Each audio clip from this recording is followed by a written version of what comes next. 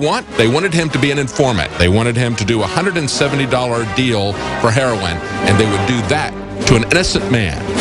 That's why we need to watch this secretive government that wants to know everything about us, won't tell us anything about them. We'll be right back. And first, about an article from TPM.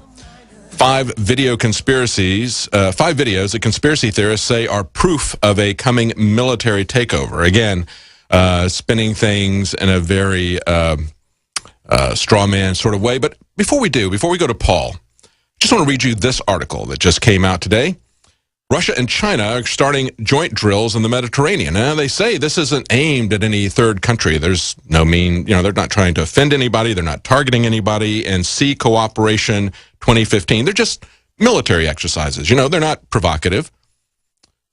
Look, you train where you fight. We've got our government training all over Europe and areas that are close to the Russians, and they are coming back and training in the Mediterranean. It's about intimidating people. It's about watching their reaction to that intimidation. That's what these American exercises being done in American cities are about as well. They say the war games aren't aimed against any third country. They aren't linked to any political situation in the region. Really? I mean, when you look at that, if you find that to be provocative, that the Russians are doing drills against NATO with China in the Mediterranean, you got to ask yourself then, why do we have our American military doing drills all over the country? And of course, that's what this article is about. Paul, let's talk about what they're saying here. This is Ahiza Garcia with TPM Muckraker. Yeah, this is an article entitled 5 videos conspiracy theorists say are proof of a coming military takeover, which of course, we've never said that. The top video they featured is the one that we posted on InfoWars, I believe, on Thursday morning, which is out of Yuma, Arizona, where the U.S. Marines are practicing subduing Americans inside this mock internment facility. They're chasing them around at gunpoint, arresting them. And this TPM article, which is typical of the mischaracterizations that we've seen over the past few weeks amidst this deluge of hit pieces, says that this video was described by the conspiracy website InfoWars as alarming evidence of the impending military takeover. If you actually read the article that I wrote, the words military takeover appear nowhere in that article. I said it was alarming because of the content of the actual video, which is Marines, armed Marines, chasing around these American role players and arresting them at gunpoint inside a mock internment facility. That's why it was alarming. I said nothing about a military takeover.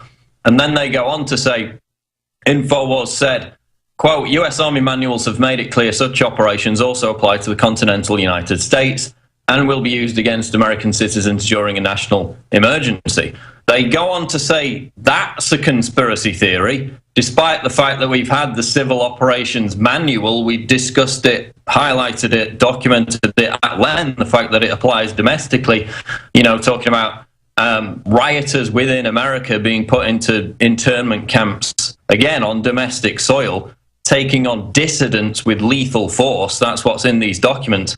But notice TPM, they excise the link, even though they quote us directly, they excise the link from that quote to the actual military document. And then they go on to say it's a conspiracy theory.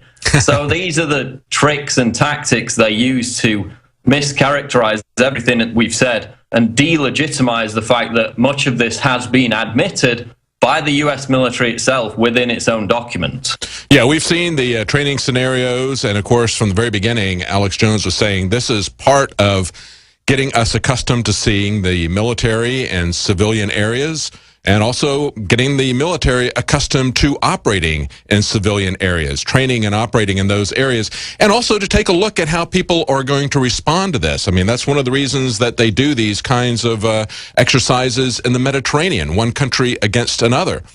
But it's a straw man to say that we're saying this is going to be a martial law takedown. That's what you can see. Every one of these articles will come out with that straw man argument, which we have specifically said we do not believe, and then repeat endlessly the mantra conspiracy theory, conspiracy theory. Yeah, and then, when by the end of September, when they don't announce martial law, they'll all come out again and say, oh, look how ridiculous these paranoid conspiracy theorists were. I think the US military is actually benefiting from this, if not promoting the idea that this is all about domestic martial law takeover. Because I made the video where if you slightly rotate the Jade Helm map, the hostile states of Utah and Texas closely approximate Iran and Syria. So I think this is definitely, all these things are dual purpose, but this is more geared towards foreign military occupations. And in fact, it was interesting, this didn't get picked up on, but Colonel Mark Lastoria, during that Bastrop town hall meeting, actually suggested that this was about potentially infiltrating US troops into Eastern Europe. So we know that, Jade Helm is about infiltrating populations undercover without being noticed. People rightly ask the question, well, if this was for Middle East occupation, how could predominantly white US troops and special forces infiltrate Muslim communities without being noticed? Well, of course, if it's for Eastern Europe, where the population is white, then that makes a lot more sense. And he actually mentioned that during that Bastrop town hall meeting, but nobody really picked him up on it. So I think, in a sense, this is more geared towards foreign military occupations, which in terms of Ukraine and Russia is extremely concerning.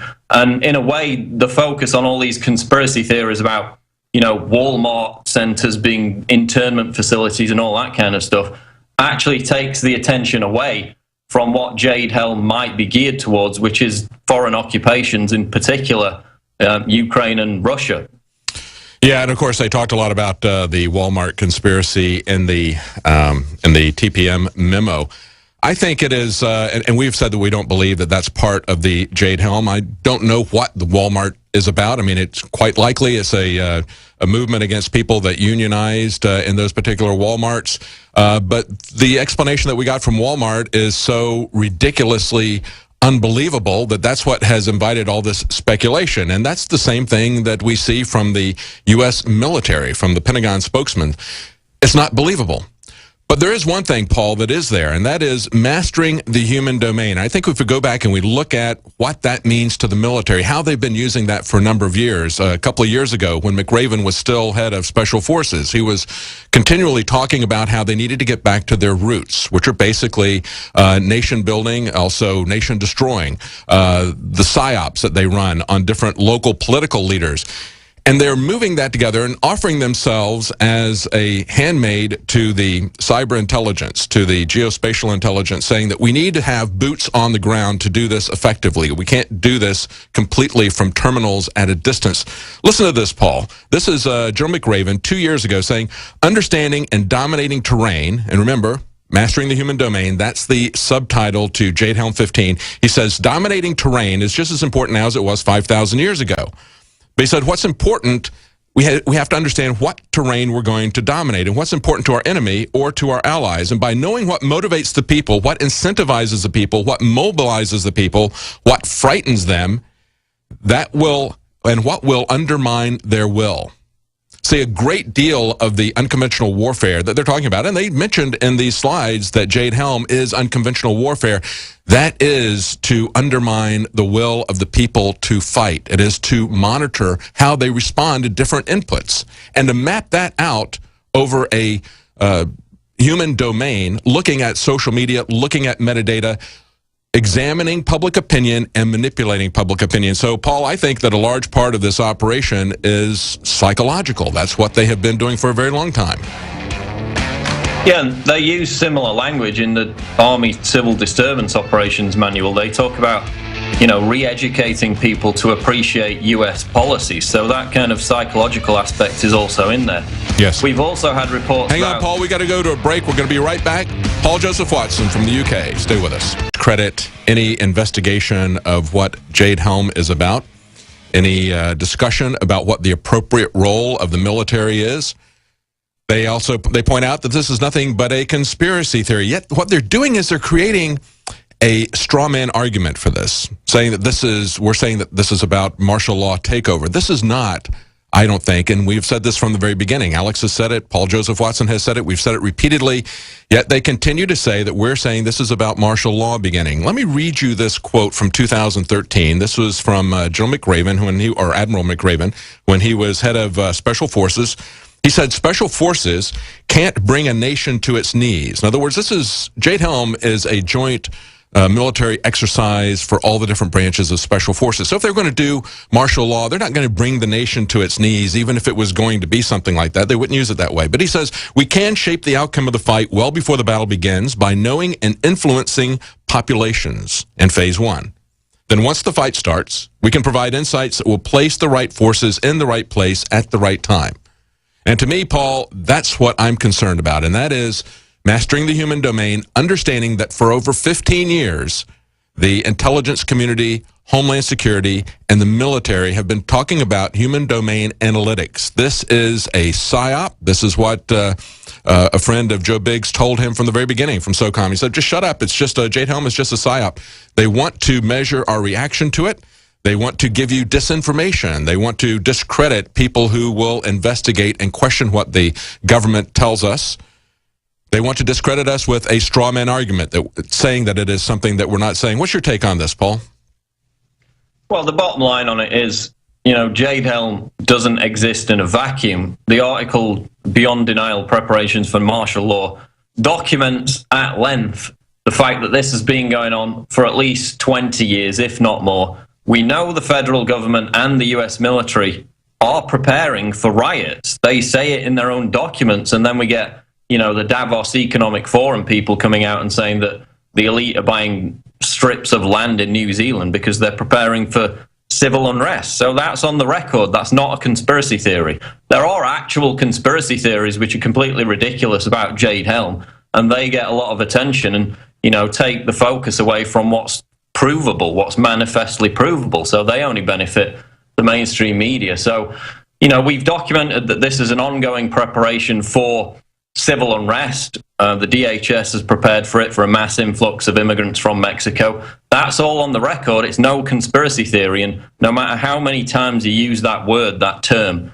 it just doesn't wash. Absolutely. And when we look at the fact that they say, well, this is for worldwide operations, may very well be, as you point out, some training for something that they're going to do in the Ukraine. Nevertheless, what concerned everybody when the NDAA Act was put together and signed by Obama, that would allow the military to grab people and hold them indefinitely, people were very concerned about that because that was something that could be done worldwide. And according to the authorization for the use of military force, America is part of the world, part of that worldwide war of terror that they have going on. But of course, you mentioned if there's an economic collapse, let's take this now to the ban on cash. Of course, there's an article up today. Leading German Keynesian economist calls for cash ban. Tell us about that.